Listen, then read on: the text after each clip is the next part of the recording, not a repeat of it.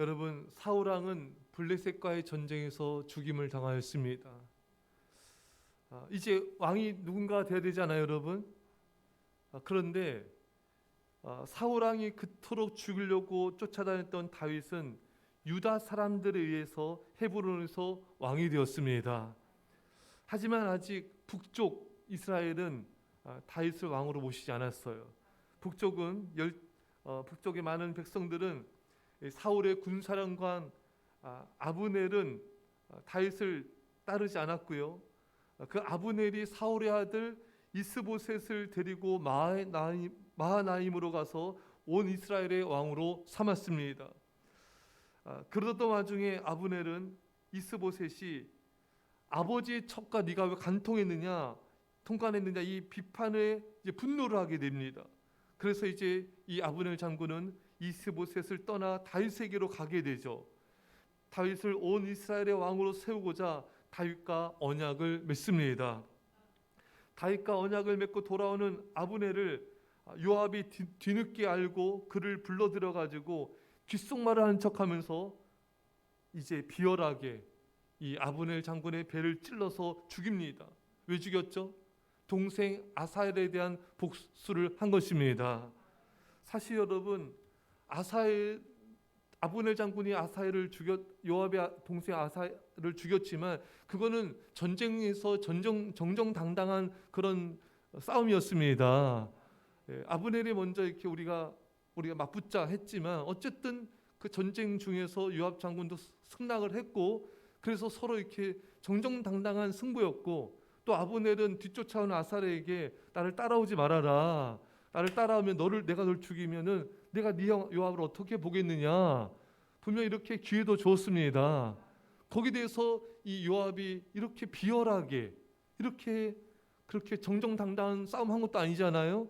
귓속말 하는 척하면서 배를 찔러 죽이는 아주 비열한 행동을 하였던 것입니다. 여러분, 아브넬이 죽었다는 소식을 온 이스라엘 백성들이 알게 됩니다. 백성들이 어떻게 생각했을까요, 여러분? 예? 아브넬 장군이 다윗을 만나고 돌아가는 길에 죽임을 당했잖아요. 아브넬 장군은 이제 온 이스라엘을 저는 다윗 왕에게 돌리겠습니다. 어떻게 보면 굉장히 이스라엘 백성들한테 좋은 소식입니다. 그런데 이런 아브넬 장군이 죽었으니 이스라엘 백성들은 당연히 다윗이 아브넬을 죽였다는데 의심을 할 수밖에 없는 상황이었습니다. 다윗이 아브넬을 죽였다고 백성들이 믿는다면 다윗의 명성에 금이 가게 되고 백성들은 다윗을 신뢰하지 않게 되며 다윗의 리더십에 타격을 입을 수가 있는 상황인 것입니다. 여러분, 다윗은 이 의심과 위기를 어떻게 극복했을까요? 어떻게 극복했습니까, 여러분? 눈물로 극복하게 된 것입니다. 오늘 본문 31절입니다. 자, 시작. 다윗이 요압과 및 자기와 함께 있는 모든 백성에게 이르되 너희는 옷을 찢고 굵은 배를 띠고 아브넬 앞에서 애도하라 하니라. 다윗 왕이 상여를 따라가. 아멘. 자, 32절 읽겠습니다. 시작. 아브넬을 헤브론에 장사하고 아브넬의 무덤에서 왕이 소를 높여 울고 백성도 다 우니라. 아멘. 자, 여러분, 다윗이 백성들에게 명령을 내립니다. 옷을 찢고 붉은 배를 이제 쓰고 애도하라. 또 다윗이 직접 상여를 따라갑니다. 그리고 다윗이 소리 높여 울고 백성들도 다 눈물을 흘리게 된 것입니다. 또 33절에 보면은 애가를 짓습니다. 읽겠습니다. 시작. 왕이 아브넬을 위하여 애가를 지어 이르되 아브넬의 죽음이 어찌하여 미르한 자의 죽음 같은고. 아멘. 왕이 아브넬 장군의 죽음을 위해서 애가를 졌는데 그 애가의 내용이 무엇이었습니까? 34절입니다. 시작. 내 손이 결박되지 아니하였고 내 발이 착고에 채이지 아니하였거늘 불의한 자식이 앞에 엎드러진 같이 내가 엎드러졌도다 하며 온 백성이 다시 그를 슬퍼하여 우니라. 아멘. 자, 다윗이 아브넬을 위한 애가의 내용은 이런 겁니다. 내 손이 결박되지 않았고 발도 착고에 채이지 않았는데, 이 말은 무슨 말이냐면은 아브넬은 죄수처럼 손이 결박된 것도 아니고 또 발이 착고에 매인 것도 아니었어요. 악인 취급을 받는 자가 아니었다는 것입니다. 그런데 불의한 자처럼 엎드러졌다는 것입니다. 그러니까 아브넬은 의인 앞에서 법의 선고를 받아 죽은 것이 아니라 죄가 없는 자예요. 근데 요압 같은 불의한 자로 인해서 죽임을 당해 엎드러졌다는 그런 내용의 애가인 것입니다. 참 다윗은 참 노래도 잘 지어요, 여러분. 시도 잘 짓지만 이렇게 상황에 따른 노래도 잘 지었습니다. 그러니까 백성이 다시 슬퍼하며 우는 거예요. 다윗의 이 아브넬을 향한 애가가 이 백성들의 마음을 절절하게 또 감동을 시켰던 것입니다.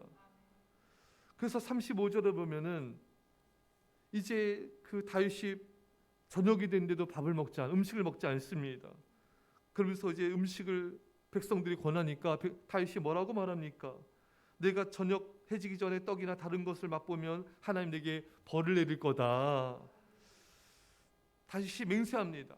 음식 안 먹겠다. 왜냐하면 다윗 당시에는 크게 애통하는 자들은 당분간 음식을 먹지 않는 것이 관습이었던 것입니다. 여러분 보십시오. 다윗은 눈물만 흘린 게 아니에요. 슬피 울고 또 애가를 짓고 상여를 또 따라가고 음식도 먹지 않는 모습을 보이면서 백성들은 자신이 정말 슬퍼하는 것을 다윗은 백성들 앞에 보여줬던 것입니다. 백성들의 반응은 어땠을까요? 36절입니다. 시작. 온 백성이 보고 기뻐하며 왕이 무슨 일을 하든지 무리가 다 기뻐함으로. 아멘. 백성들이 다윗의 모습을 보면서 기뻐했습니다. 왜 기뻐했을까요? 그 이유가 나오죠. 37절입니다. 시작. 이 나라야 온 백성과 온 이스라엘이 내레 아들 아브넬을 죽인 것이 왕이 한 것이 아닌 줄 아니라. 아멘. 할렐루야. 백성들이 이제 정확하게 알게 된 거예요. 다윗 왕이 아브넬을 죽인 살인 공모자가 아니구나. 다윗은 눈물만 흘린 게 아니에요. 왜냐하면 여러분 요즘 시대에는 정치인도 그렇고 어떤 범죄자도 그렇고 눈물로 국민들을 속인 경우가 많습니다. 근데 다윗은 눈물만 이렇게 거짓 눈물만 흘린 것이 아니라 그렇게 흘리는 눈물이 아니에요. 다윗은 그 눈물을 뒷받침하는 진정성 있는 행동이 따랐기 때문에 백성들이 믿었던 것입니다. 결국 진정성 있는 다윗의 눈물이 다윗 자신의 결백을 입증한 것입니다. 다윗의 눈물이 그 사랑이 자신을 증명한 것입니다. 그래서 백성들은 또 어떻게 반응했냐면요. 왕이 무슨 일을 하든지 무리가 다 기뻐함으로. 이제 백성들은요. 왕이 어떤 행동과 말을 하더라도 다 기뻐하는 거예요. 왜? 다윗은 적의 장군까지도 품고 사랑하고 애통한 사람이다. 이렇게 적 장군의 죽음까지 슬퍼하며 애통하는 왕이라면은 우리는 그를 신뢰할 수 있다. 저 정도의 포용력과 사랑과 넓은 마음이 있는 사람이라면은 우리 믿고 따를 수가 있다. 여러분 다윗의 그 사랑이 그 눈물이 신뢰를 더욱 준 거예요. 여러분 다윗은요 이 아브넬의 죽음만 슬퍼한 게 아니라 그 앞에 보면은 앞장에 보면은 사울 왕이 죽음도 슬퍼하죠. 사울 왕의 아들 요나단의 죽음만 슬퍼한 게 아니라 성경 분명히 기록하고 있어요. 사울과 요나단의 죽음은 슬퍼했다. 여러분 사울은 어떤 자입니까? 얼마나 다윗을 죽이려고 쫓아다녔습니까, 여러분? 10년 넘게 다윗을 죽이려고 군사 3,000명 풀어가지고 그렇게 죽이려고 했고 다윗은 그렇게 도망다니면서 여러분 고생하고 불안해하고 얼마나 많은 죽을 고비를 넘겼습니까? 그런데도 다윗은 사울 왕의 죽음을 슬퍼했습니다. 여러분 대단하지 않아요? 원수의 죽음도 슬퍼하잖아요. 자기를 죽이려고 했던 사람의 죽음도 슬퍼하잖아요. 그러니까 이런 모습이 백성들에게 신뢰를 주는 것인지요. 이렇게 원수까지 적의 장군까지도 다윗이 품고 사랑하는 그런 인격과 사랑을 가진 자이다. 백성들이 믿고 따르는 것입니다.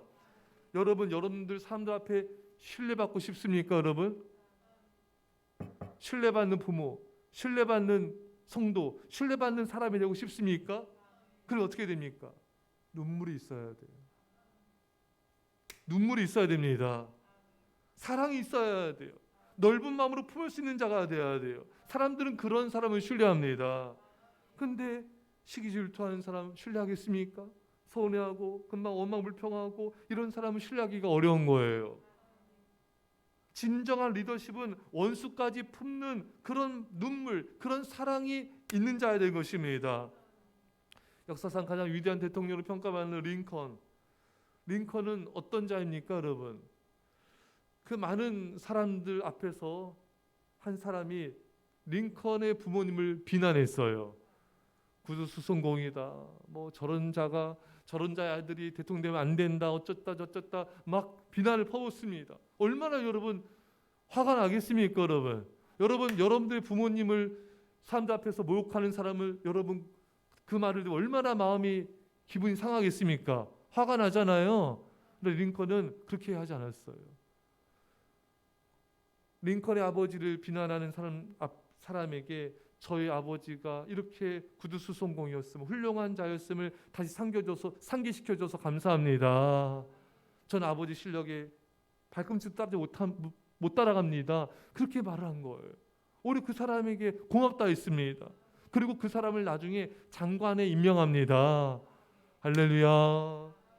그러니까 얼마나 이 국민들이 링컨을 신뢰하겠습니까? 링컨이 이런 말 했어요. 원수를 없애라. 원수를 죽여서 없애는 것이 아니라 친구로 만들어서 없애라. 여러분들을 비난하고 힘들게 한 사람을 우리는 같이 맞대응하거나 싸우거나 멀리하거나 미워하는 게 아니라 그 사람을 친구로 만들어서 없앨 수 있는 그런 사랑의 사람이 되어야 되는 것입니다. 이 사람이 진정한 리더십과 진정한 권위를 가진 자예요. 진정한 리더십은 용서입니다. 진정한 권위는 사랑입니다. 자신을 죽이려고 했던 백성들을 위해서 모세 또한 목숨을 걸고 기도하면서 차라리 주님 저들을 용서해 주시고 차라리 저를 생명책에서 지어 주십시오. 이 정도로 백성들을 사랑했습니다. 왜? 하나님의 사랑이 부어진 것이죠. 다윗도 이렇게 원수를 사랑하시는 것도 하나님의 사랑이 부어진 것입니다. 이 사랑으로, 이 눈물로 다윗은 백성들로부터의 의심을 벗게 되고 진정한 리더십으로 왕권이 세워질 수 있었던 것입니다. 사랑하는 여러분, 오늘 주님께서 우리에게 말씀하십니다. 너의 눈물이, 너의 진정성 있는 그 눈물이, 그 사랑의 마음에서 나오는 눈물이 다윗의 왕위를 견고하게 한 것처럼 너의 인생을 견고하게 만들 것이다. 저는 어제 이 말씀이 참 다가왔어요. 빌립보서 2장 5절 말씀에 너희 안에 이 마음을 품으라. 곧 그리스도 예수의 마음이니. 여러분, 우리 주님께 주님의 마음을 구합시다. 주님의 마음은 겸손의 마음이고 사랑의 마음이고 천국의 보좌를 버리고 이 땅에 내려오신 모든 것을 비우는 그런 사랑이었습니다. 이 사랑으로 영혼들을 품고 눈물로 기도하여서 진정한 승리자, 진정한 리더십, 진정한 하나님께서 기뻐하신 자 되시기를 간절히 축원합니다. 기도하겠습니다. 사랑의 아버지 하나님, 다윗에게 있는 그 눈물, 원수까지 아버지 품을 수 있는 그 사랑의 마음 우리에게 부어주셔서 진정한 리더십을 가진 그런 부모로, 그런 또 성도로, 그런 그리스도인으로 우리를 세우셔서 주님 영광 받아 주옵소서. 감사드리며 예수님의 이름으로 기도합나이다. 아멘.